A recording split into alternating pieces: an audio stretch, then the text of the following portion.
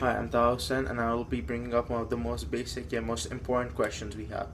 What effect will the declining environment have on our food system? And is it really as bad as people believe it to be?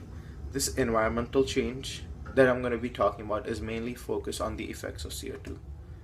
Cynthia Rosewig, in the article of the impact of the climate change on world food supply, suggests that doubling the carbon dioxide rate will only lead to a small decrease in the global crop production.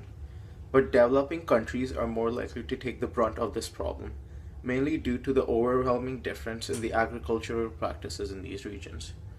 These predictions are based on the doubling the carbon dioxide, which led to a temperature rise of about 4 degrees. Cynthia and her colleagues developed complicated models that took factors such as technological innovation and population growth into account. There were different scenarios on which the models made predictions on. These include scenarios such as where the carbon dioxide did not rise and saw its effect on crop production, as opposed to when it did rise. There were two adaptations that were considered by the farmers. Level 1 adaptation considered small changes in the crop schedule, while level 2 adaptations consider large shifts with increased pesticides and more new variety of plants. A big factor that people may forget is plants grow better with increased carbon dioxide and increased temperature. So on high and mid altitudes, this actually led to an increase in crop production, a positive effect, not an increase. But the overall effect of carbon dioxide still remains to be negative. Although the effect is bad, depending on what approach the farmers use to the situation, the drop in the yield may not be significant and may not even rise by 2060 and may even rise by 2060. According to the paper, if you use level 1 adaptations, the average cereal production can vary anywhere from an increase of 0% to a decrease of 5%.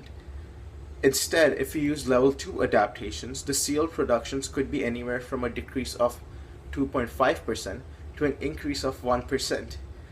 This increase is extremely good news, as it would mean that depending on what type of agricultural reform we use, we may be able to see less negative effects and even better, more positive effects in yield, despite environmental changes.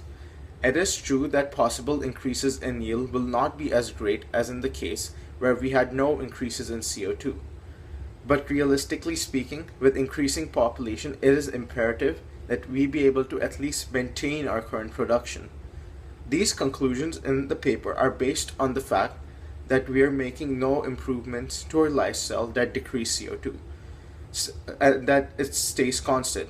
But instead, in this day and age especially, there's so many changes, so many movements that are being taken place.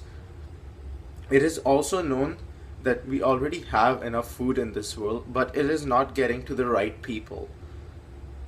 So there are two major relevant factors that would result in a good future: getting food to people who need it, and decreasing our greenhouse gas emissions, as this will give us the time to deal with the impacts and the changes that could be thrown at us in the future.